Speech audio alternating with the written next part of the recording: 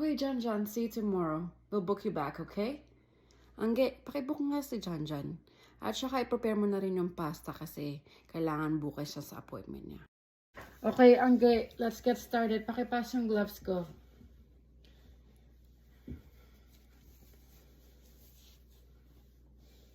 Okay, nasa na yung tools? Okay, John, we're gonna get started. Alright, just open really big for me. Pass the tools, please. Ito na po, Doc. Thank you, Angge. Open big.